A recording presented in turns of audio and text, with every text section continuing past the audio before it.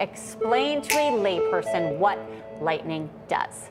Well, thanks so much for having me. It is a challenge when I talk to my family and they're like, what exactly do you do? So Lightning is a software layer that's on top of Bitcoin that enables people to send instant transactions. It enables more transactions per second. And my company, Lightning Labs, is developing LND. It's one of the multiple implementations of Lightning. There is no CEO of Lightning, the protocol, but we are a startup building tech for Lightning. Just real quick, so you said it sits on top of Bitcoin, not blockchain. Well, the Bitcoin blockchain, right? Would that be fair to say? Yes, it uses the Bitcoin, because when people say blockchain, they say, well, what blockchain, right? Is it the Bitcoin blockchain, the Ethereum blockchain, the Litecoin blockchain? So actually, in our initial release, we had support for both Bitcoin and Litecoin. Okay. So you can use Lightning on Bitcoin and Lightning on Litecoin. One really cool thing that we're working on is you can even do trades on Lightning instantly without an exchange between Bitcoin and Lightning, but that's still TBD in the works. Okay. It's interesting. So you guys just launched your beta. As we said, we want to have everything explained for a layperson. I'm always trying to keep in mind our reader who maybe they're one level deep at this point. They know about Bitcoin. Maybe they've dipped a toe into other cryptocurrencies, but they probably still don't fully understand this ecosystem. The news about your company is you've just launched beta. Now, what does that mean for, say, the average person, a non-developer? We can't go and send a payment yet using the Lightning Network, can we? Well, this is aimed at advanced users and developers.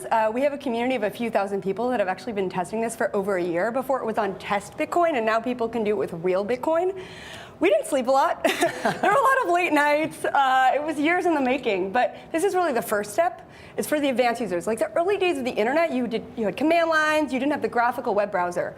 We're in that day for Lightning right now, but we're working on a mobile app. We have a desktop app. There are all sorts of apps that developers have built. For example, you can pay 1 cent and buy an article. Or you can pay small amounts that have very high volume in games. You can even buy a fake ice cream using Lightning on the internet right now. That's no crazier than CryptoKitties. So. Seriously, yeah. That's what excites me, actually, is micropayments, especially maybe for online content. It might help the journalism industry, right? Which is us. We would like that, selfishly. And people still talk about the idea of a killer app. They say, oh, Bitcoin needs a killer app. Of course, for a while it was like, well, what if sending Bitcoin itself is the killer app? Which that might be the case. Maybe the phrase is already outdated anyway, but maybe the Lightning Network could be this killer application of Bitcoin technology? So up to now, there's been the store of value use case for Bitcoin. People say HODL in the community, and you hold on. By the way, it doesn't actually stand for anything. It's just a misspelling. Yes. It's a meme in the community. So the goal with Lightning is to really bring this application layer. People can integrate Bitcoin payments. They can do these cool swap things. There's all sorts of things that can be done when you can have instant and high volume. We're talking many thousands of transactions per second, one day maybe even millions per second. Visa, for example, I believe can do about 40 to 60,000 transactions per second. So we want to go even beyond that. Bitcoin at its base layer can't do that, but Lightning, because it's this layer on top of it, can. And then it uses the security of Bitcoin in order to transact. Yeah, it's interesting. The Bitcoin blockchain, which was so hyped as this big innovation, already we're at a point where a lot of people in this community say, okay, the Bitcoin blockchain isn't very good anymore. It's either moving too slow. I mean, maybe it's all blockchains, though. I mean, the whole point of a blockchain is it's a public decentralized ledger, and you have thousands of computers on the network that need to verify all transactions that anybody has ever sent, which is extremely inefficient. And that's why Lightning as a layer 2 can help with that. Well, so what's interesting in this space is you keep hearing people in our world, Wall Street types, they say, Bitcoin I don't like so much, cryptocurrency, that's a dirty word, I don't want to touch that. But Blockchain, I'm really interested in blockchain. Can you sort of give us your take on that narrative, which I would argue 2016 was maybe the year of blockchain cool, Bitcoin ugly. So, I haven't said this in public before, but when we first pitched my company, Lightning Labs, we actually took the word Bitcoin out of our deck and our marketing material because it was so much about blockchain. Right. Now I feel like we've entered into a Bitcoin, not blockchain world where people understood the value of cryptocurrency technology and what these can bring. I think blockchains are interesting in terms of technology, but you also have proof of work on Bitcoin. You have the public-private key cryptography. There are other things that make Bitcoin special. I think somehow the blockchain part got separated and became a thing, and there are so many other aspects that are important too. I get to ask you this question. No, it's good. It's just kind of funny because I come in and I'm like, I want to ask you about being a woman in Bitcoin. Jan Roberts gets well, to I'm sit interested here. in it too. But we talk to so many people in crypto, and it's like 99% male. I'll refer more women to the show. Actually, I know a lot of really great female leaders in our space. collaborate with a lot of them. A lot of us talk to each other. I'm actually working on a conference later this year that I think will highlight the technical work of some and startups of some really amazing women.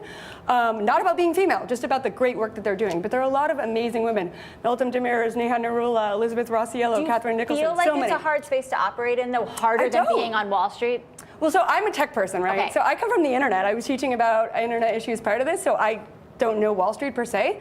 But I think there's a huge opportunity right now for women. So I'm also involved in getting scholarships for female developers to learn about Bitcoin, and that's something that's happening this month. I'm really excited about it. We have a bunch of female developers that are going to learn more about building Bitcoin. There was that viral tweet that said, ladies, this is a space you should get into because otherwise, if you wait, it's going to happen again. The men are going to get all the money in this Bitcoin and blockchain and crypto There are a space. lot of amazing women. I think we're getting more and more, and we're doing more outreach to explain why this is so important and why building the next generation of financial infrastructure is going to have to be built by women as well. Dan brought up money again. I just want to follow up. Do you care about the price of Bitcoin?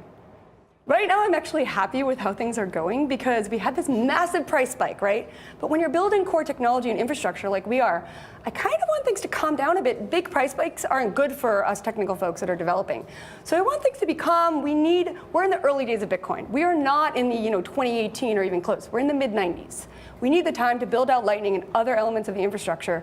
And then we'll see what happens. I mean, I believe in this long term, but this is a marathon, it's not a sprint. I think people wanted it to be a sprint, but it's going to take time. And all these ICOs, just like a distraction? There is no Lightning ICO. All right. There's no Lightning. So people ask, what is the coin of Lightning? And I joke and I say Satoshis because Satoshi is the lowest denomination of Bitcoin. So if you're excited about Lightning, you can buy some Bitcoin. So you but would there's no not do an separate coin. ICO? We are very public about we have a joke one, but no, there's no real ICO. So we're public about that. I've been an ICO skeptic as well on Twitter. I have a lot of tweets around that. But yeah, I mean, I think we're building for these core cryptocurrency protocols. And any Lightning transaction is going to be a Bitcoin transaction. If it's on Litecoin, it'll be a Litecoin transaction. So great to have you here. I hope that we'll get more when you have your own conference, and we'll get to cover that. And this is going to be something that we watch evolve with It's you. great to be here. Thanks so much for having me. Elizabeth Stark, Lightning Labs, thanks so much. Jan Roberts, great to have you in.